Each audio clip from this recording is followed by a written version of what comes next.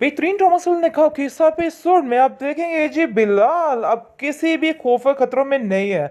मगर उसने साफ साफ कह दिया है कि मुझे किसी का कोई डर नहीं है।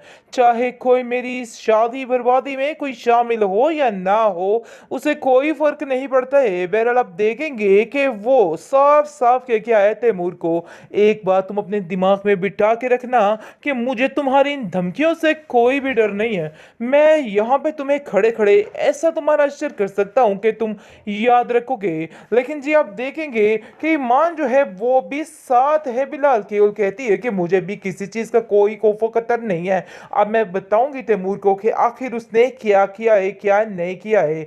अब सब एक हो चुके हैं और तैमूर अकेला एक साइड पे आ चुका है, क्योंकि तैमूर के घर वाले भी तैमूर के खिलाफ हो चुके हैं और वह जानते हैं कि उनका बच्चा ही झूठा था। और अब मानते हैं इस चीज को कि बिलाल ने जो किया तुम्हारे साथ 100% दुरुस्त किया है। आप देखेंगे कि किस तरीके से सारे मामलात जो हैं खराब होते जा रहे हैं, क्योंकि तैमूर जो है वो काफी परेशान है और कह रहा है कि आखिर ये सारे क्या मामलात हो रहे हैं, मुझे तो कुछ समझ नहीं आ रही है। बिलाल काफ़ी ज़्यादा खुश भी है एक बात को लेके, उसने जो हासिल करना चाहा उसको मिल चुका है।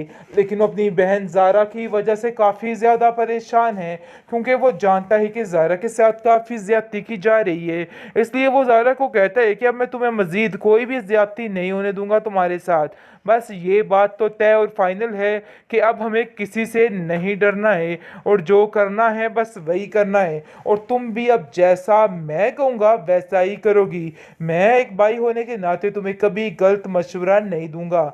जिस पर ज़ारा अभी एक और चांस देना चाहती है हर चीज़ को, और चाहती है कि मामलात ऐसे ही दुरुस्त हो जाएं। लेकिन ज़ारा की ये कहनी काफ़ी गलत साबित हो जाएगी, क्योंकि ऐसा नहीं हो सकता है। तैमूर एक ऐसा इंसान है जो कि कभी भी दुरुस्त नहीं हो सकता, इसलिए उसको हार मान ही लेनी चाहिए और बहुत जल्द उसे छुटकारा हासिल कर ही लेना चाहिए। इसी में फायदा है सके सर अंजाम दे देना चाहिए, वरना ऐसा ना हो कि कल खिला कोई मसला बन जाए और कल खिला कोई मुसीबतें सर पे आन पड़े। जिस पर ज़ारा भी काफ़ी खुश कहते थे कि ये लोग इस काबिल नहीं है कि इन लोगों के साथ रहा जाए और इन लोगों का झूठी बातों में साथ दिया जाए। लेकिन मैंने ऐसा ही किया, मैंने इन लोगों का साथ दिया और इन लोगों की हर बात मानने की कोशिश किया। लेकिन आज जाकर मुझे अंदाज़ा हो रहा है कि नहीं जी, मैंने बहुत ही गलत और घटिया काम कर दिया है। दूसरी तरफ आप देखेंगे कि तैमूर इस बात पर अटक चुका है कि वो ज़ारा को एक पल के लिए भी इधर नहीं रखेगा। लेकिन उसकी माँ उसको समझा रही और कहती है कि आखिर तुम कैसे कर सकते हो, देखो ऐसा मत करो, तुमने तो तमाशा बना रखा है हर चीज़ को। जिस पर तैमूर कहता है कि तमाशा तो अब बनेगा, मैं आपको सिर्फ और सिर्फ ये बताने की कोशिश कर रहा हूँ, ये समझाने की कोशिश कर रहा हूँ। लेकिन आप लोगों को शायद मेरी बात की समझ नहीं आ रही है, आप लोगों को मेरी बात समझनी होगी, क्योंकि आप लोग नहीं जानते हैं कि आप लोग क्या कर रहे हो, क्या करने की कोशिश कर रहे हैं। आगे से आप देखेंगे कि लैला कहती है कि बिलाल बिल्कुल ठीक है कि क्या है, इतनी खामोशी भी अच्छी नहीं है। लेकिन आज जाकर उसको बिलाल की सारी बातें सही लगने लगी हैं और उसको पता चल चुका है कि सच्चा कौन है और झूठा कौन है। और वो जाकर तैमूर को साफ साफ कहती है कि मुझे बहुत हैरत हुई तुम्हारी इस सोच पे, किस कदर घटिया सोच थी तुम्हारी और किस चीज़ का तुम ड्रामा करते थे सबके सामने।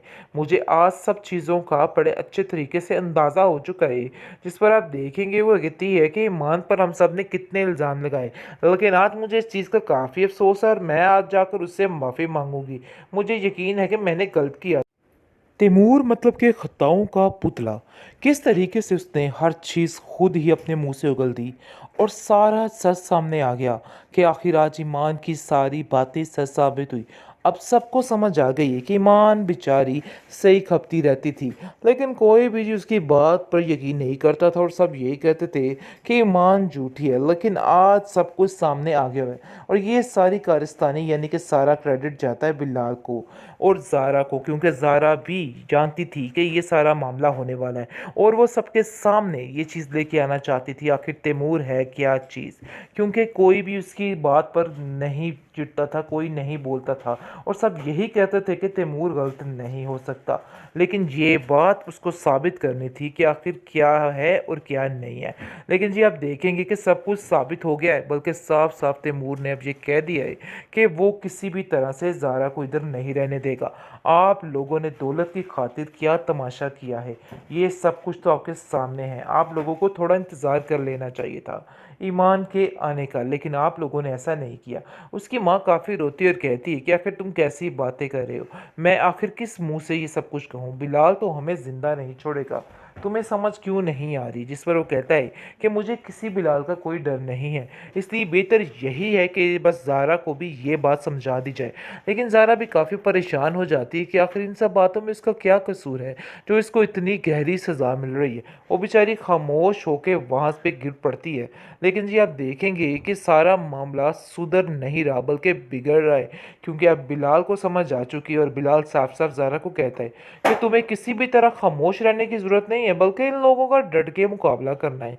ये लोग इस काबिल नहीं है कि इन लोगों पर यकीन किया जाए, इन लोगों से ज़रा डट के रहना होगा। और वैसे भी खामोश रहने से कुछ नहीं होता है, अपने हक के लिए इंसान को कभी कभी बोलना पड़ता है। हमेशा खामोश रहने से भी इंसान अंदर ही अंदर घुट के मर जाता है। वो ज़ारा को समझाने की कोशिश कर रहा है और कहता है कि अभी भी कुछ नहीं बिगड़ा है, देखो अभी भी अपने हक के लिए आवाज़ उठानी सीखो ताकि तुम इस दुनिया में जी सको। आखिर तुमने क्या पाया इन लोगों में रह के, मुझे आज ये बताओ। सिर्फ और सिर्फ जिल्लत और रुसवाई ने ही तुम्हें थामा है, इसके अलावा कुछ नहीं है। लेकिन ज़ारा अब अपने भाई की इस बात से बहुत ज़्यादा मुतफिक है और कहती है कि तुम बिल्कुल ठीक कहते थे कि ये लोग इस काबिल नहीं है कि इन लोगों के साथ रहा जाए और इन लोगों का झूठी बातों में साथ दिया जाए। लेकिन मैंने ऐसा ही किया, मैंने इन लोगों का साथ दिया और इन लोगों की हर बात मानने की कोशिश की है। लेकिन आज जाकर मुझे अंदाज़ा हो रहा है कि नहीं जी, मैंने बहुत ही गलत और घटिया काम कर दिया है। दूसरी तरफ आप देखेंगे कि तैमूर इस बात पर अटक चुका है कि वो ज़ारा को एक पल के लिए भी इधर नहीं रखेगा।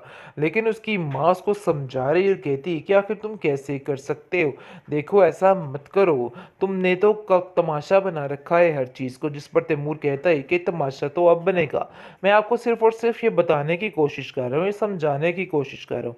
लेकिन आप लोगों को शायद मेरी बात की समझ नहीं आ रही है, आप लोगों को मेरी बात समझनी होगी, क्योंकि आप लोग नहीं जानते हैं कि आप लोग क्या कर रहे हो, क्या करने की कोशिश कर रहे हैं।